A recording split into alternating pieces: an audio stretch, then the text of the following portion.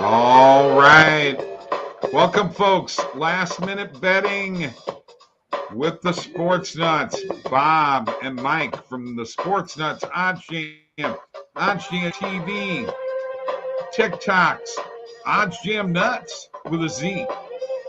We're here to talk some betting, have a little fun. Don't forget, sign up and click those links below for the best sports books in your state. And I have something new to talk to you about tonight. You want a lesson on sports betting? Look at the first two lines in the description. We can guarantee that you will make $2,500 this month sports betting. Just email us. Personalized one-on-one tutorial. Shoot us an email at contact@oddsjam.com. Contact@oddsjam.com. We'll give you a one-on-one presentation. As I fade this music out, one-on-one presentation, folks. I'm telling you right now, it'll be great. We got a full presentation showing you exactly how to profit as a sports bettor. It's a tutorial that you will definitely want to be a part of. And don't forget to click the link below for the OddsJam Partner Program. Share it with your friends. You get 20% of all the revenue generated from that. And finally, I got another link for you to check out. Best bet for the Bucks and Bulls tonight. Check it out. Just click the link. It'll take you directly there. All right. Mike, we've got all kinds of things to talk about. Just very quickly, let me recap a couple of scores here real quick, and then I'm going to let you take over with some NFL news. Phillies beat the Rockies 9-6 today. Padres beat the Reds 4-0. By the way, I'm 2-0 in my baseball bets so far. Guardians beat the White Sox 1-0. Brewers beat the Pirates 4-2. And then the Guardians also beat the White Sox 11-1. Oh, yes, and I got it. That's it. That's all I got right now. I'm going to let you take over. You've got some NFL news that is very, very intriguing, Mike. Yeah, Bob. I mean, a little bit ago, we found out Deebo Samuel sounds like he's wanting traded from San Francisco. This is huge news because this could definitely change the dynamic of a lot of teams, the San Francisco being one, and whoever he goes to. You know, where would he land? Where would make sense for him? Here's the real question, Bob. I'm not saying Deebo Samuel's not a good receiver, but how much of Deebo Samuel's success was based upon Kyle Shanahan's play calling? Now, I am not saying that Deebo Samuel cannot have success anywhere else.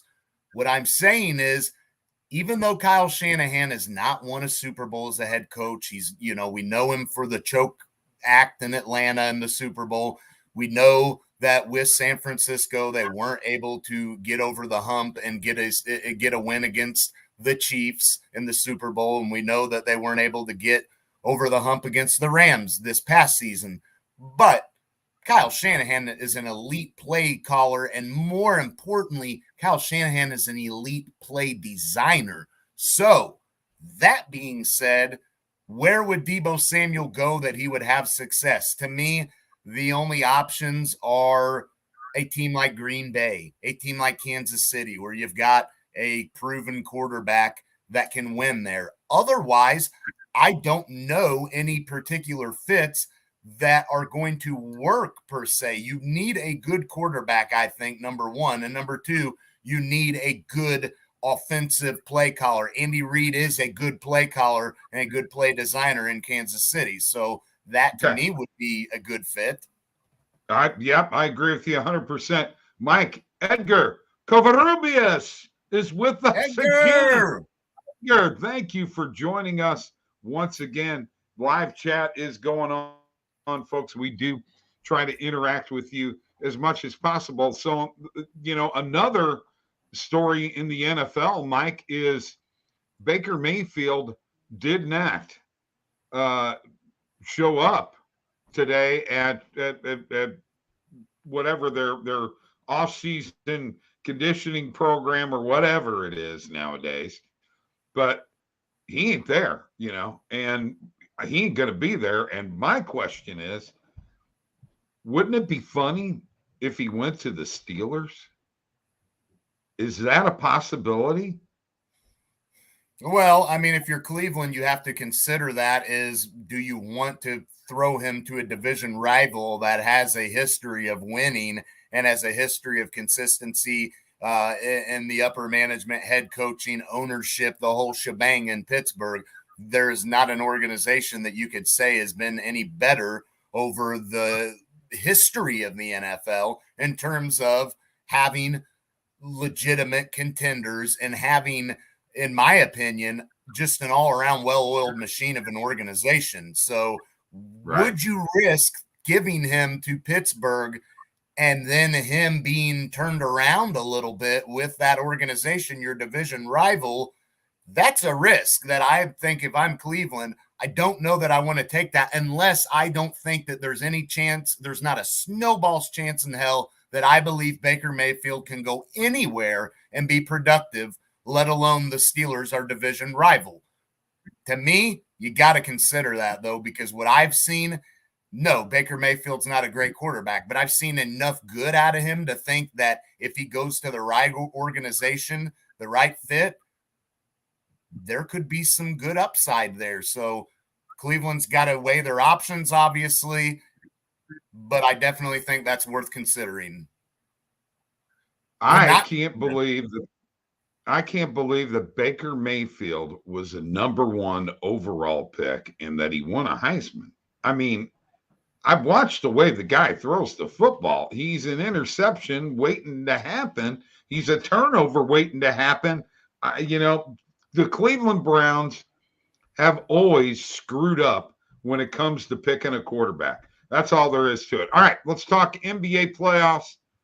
Tonight, we've got games, and they're big games. All games are big right now.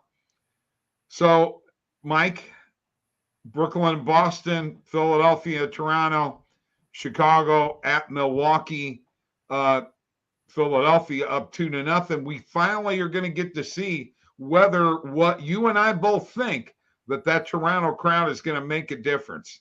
And also, can you believe the Pelicans beat the Suns last night? And I'm going to say it one more time. I said it on OddsJam TV. If anybody can, a Pelican. Well, they can and they will, and they did. So they were able to get the split in Phoenix, and now they head back home for some good old home cooking. Brandon Ingram was unbelievable last night. CJ McCollum had a good game, but there's no doubt that New Orleans, I said this when they got CJ McCollum, look, New Orleans is not winning this series, guys, all right? Let's not get overhyped and get too worked up about this. Here's what I believe.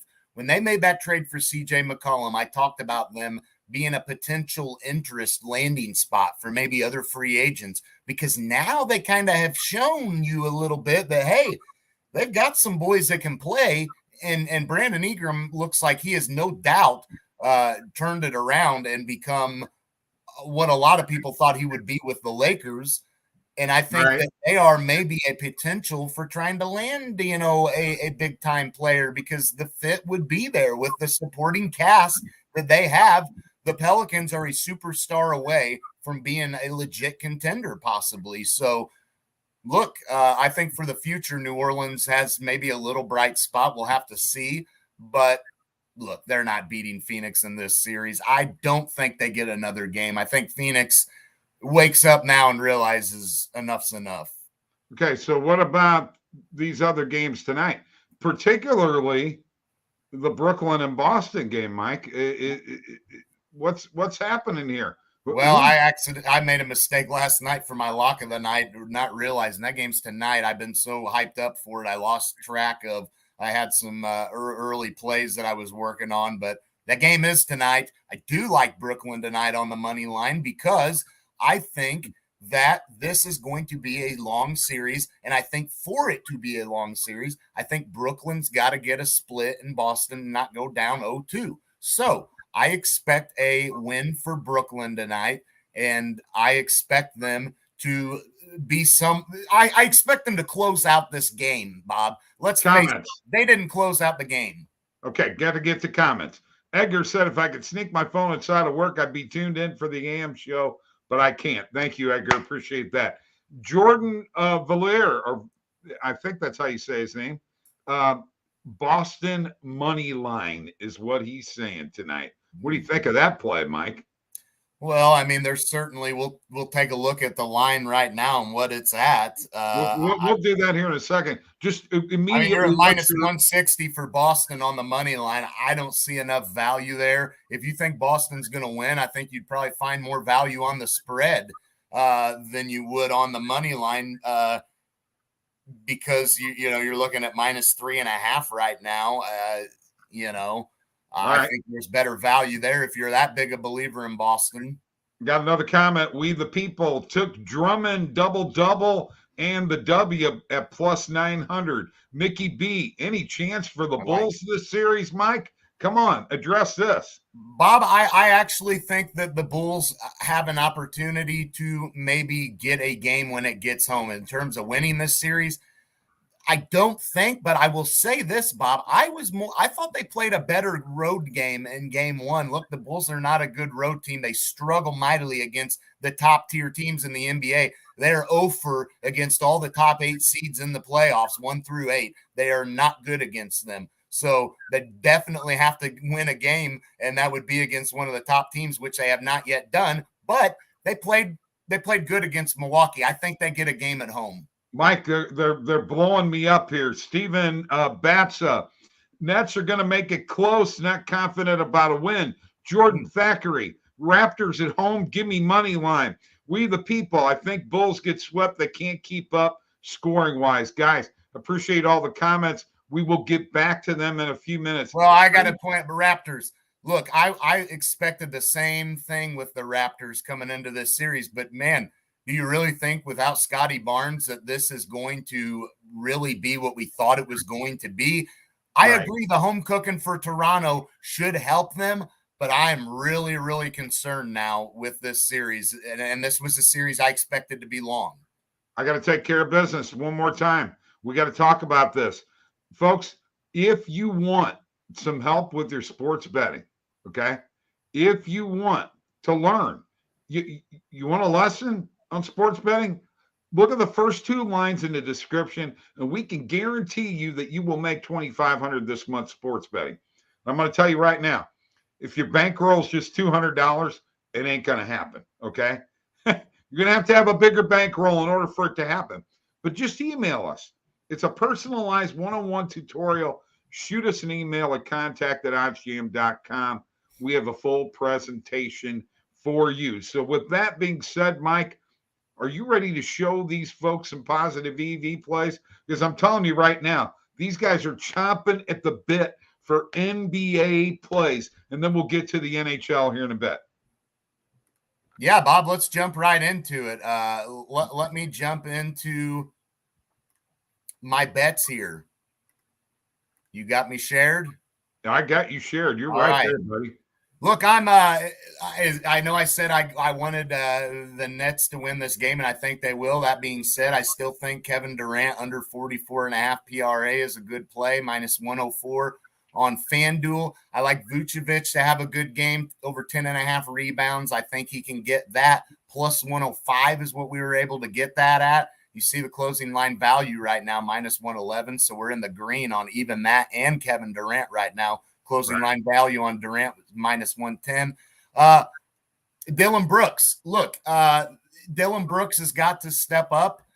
He did in game 1. He was good in game 2, but I expect him to have to carry more load with Ja Morant coming back for them to withstand the firepower that Minnesota has. Therefore, I like him going over 18.5 points at minus 102 is what we got that for. We're in the green on all these picks, meaning we're beating the closing line value. Andrew Wiggins, I like him over 5.5 rebounds. I got him at plus 110 on BetMGM. Marcus Smart, you ready for this? I'm ready. Over 25.5 PRA, plus 100 odds. We're grabbing that at Caesars. Okay. Al Horford, over 26.5 PRA. We got that at minus 102 on FanDuel. in the green. In the green. You like? I like a lot. Now, I just want to point out one thing, Mike. Are those all positive EV plays? They are all positive EV plays. Now, Okay. are they all what you would consider, there's better plays out there. Right. There was better plays, I should say, too. We'll have to take a look right now and see what we got popping off. But what I will say is this. There's better plays than even what I'm giving out there if you put in the time and the effort, Right. So a few of them I like more than others, but ultimately I like those enough that I think I'm going to come out ahead and profit when it's all said and done when we cash out. So yeah, I like those plays. And if you want, Bobby, let's pop off on the positive EV play right now and see what we got going on. Let's see what we got going on. You show me one right now. So you see that green check mark? That means that's a bet that I placed, added to my bet tracker. So we like that play. Obviously, we got that one in there. It looks like maybe there's a little value on Kevin Durant over 30.5 points, even though I have him at under 44.5 PRA. Minus 120 on BetMGM, minus 162. Is the OddsJam perfect line. So, yeah, I think I like that play. Okay. All right. Because ultimately, if the Nets are going to win, Kevin Durant's going to have to put up 30+. I just don't expect him to have a boatload of rebounds. I expect him to have some assists, but I still think we're safe on that under 44.5 PRA. Let me jump in here real quick. First off, Kyrie, don't be giving anybody the finger today, okay? Yeah. That's number one. Number two, something I failed to say. Folks, happy 420 day. It's 420. I just had to tell you that. I had to throw that out at you. It's 420, and that everybody knows what that means. So, all right, Mike, I'm having a little fun here. You got to have fun. Everybody loves to have fun. You got another play for me, or let's go to the bet tracker. Well, Bob, we got a play. It looks like here under 14.5 points for Marcus Smart. We got some good market width on that. Okay. 25 cents. Yeah. All right. So under 14.5 points. Okay. We can do that. Let's throw 10 on that. Steven Batza. Happy 420, guys. Thank you, Steven. You made my day with that one. All right, Mike, if you could show your bet tracker, because you got a pretty impressive bet tracker, bud. Well, I was just on that, and we'll show it again here. Yeah, here's our bet tracker. We'll scroll through. Green in this column here means that that we beat the closing line value, right? So that's good there. You see a lot of green there. Obviously, the green in the last column means wins and losses. Some pending, which we got going on, which I have a Jaren Jackson bet. That's one of them. Show your overall, man, because it's very impressive. I want these folks to see what a bet tracker looks like when you're really cooking. Yeah, Bob, you see here we're at $631 total profit. That is with our last minute betting show that we're doing right now. Majority of these bets have been within the range of $10, $20. Majority of them have been 10. We got $300 in pending bets.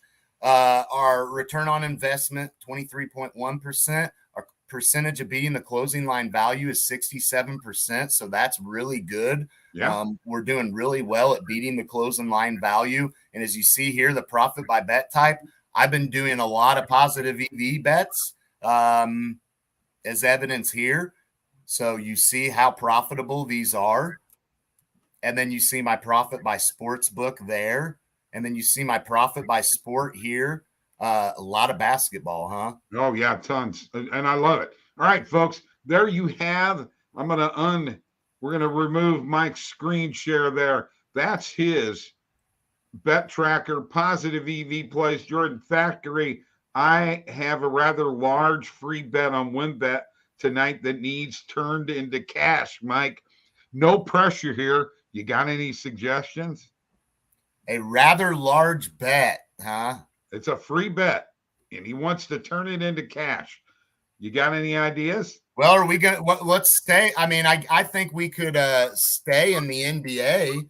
Okay. And look, we'll stay away from the Celtics and the Nets Okay. because I know the risk there because this is going to be really, really tough. But I think that I like Milwaukee to cover tonight. Thank you. I knew it. I was waiting for you to say that, man. And the reason why, and also, hey, if you can, if you can, get an alternate on that spread, those are always helpful too. But I still like them to win this game a little heavier because, like I said, Chicago did play a competitive game one. Milwaukee has to be aware that they don't want to give Chicago life going back home where they're better. And I think the best way to do that would be to absolutely put the thumping on them, which they didn't do game one. So I expect it to happen tonight. -10. And it's regular juice, -110 at Caesars and DraftKings. And so, I didn't check what WinBet is because in Illinois, we don't have WinBet. But, that is a good possibility, Jordan. Now, if it fails, I don't want to hear anything. I mean, look, guys, when you look at these three games, I mean, they're playoff games, obviously, right? But when you really look at the three games that you would be most confident about, this one would have to be it because Boston and Brooklyn, to me, that's a tough one based upon what we saw game one. Expect some of the same. Right. Philly and Toronto, no Scotty Barnes. Is there value on Toronto? Yes, there is value. I got another one, though. If he wants to go ahead and really find out, click that link on the best bet for the Bucks and Bulls. Check that out, okay? Yeah. Do that. All right, I got another comment here I want to get to. He's tailing Milwaukee small stake. He gave you a thumbs up there, Mike. All right, Mike, before we go any further. And remember, if we lose together because I'm placing these bets too. So I'm feeling the pain. If you guys feel the pain, we'll take it together and then we'll celebrate together. All right, Mike, talk to me about email and contact at oddsjam.com to get this personal one-on-one tutorial. Tell me a little more about it, would you? Bob, I mean, it's as simple as this. If you really, truly want a lesson on sports betting, a valuable lesson, look at the first two lines like we've talked about in the description below. Guaranteed that you're going to profit and make $2,500 plus this month betting sports. All you got to do is email us at contact@oddsjam.com. It's a personalized one-on-one tutorial. We will have a absolutely incredible full presentation to show you exactly how to profit as a sports bettor. Okay, beautiful. Now, I just want to tell you one thing. The folks at OddsJam, since we've been promoting this, are going nuts. So there you go. All right, we're going to get to the locks. I'm 17-11, lost last night. Okay, my lock of the night is Chicago at Arizona in the NHL, which we didn't talk about any NHL, under 6.5 goals. That is my lock of the night. And before we go any further, Victor S says Philly -2 is just too good, Mike.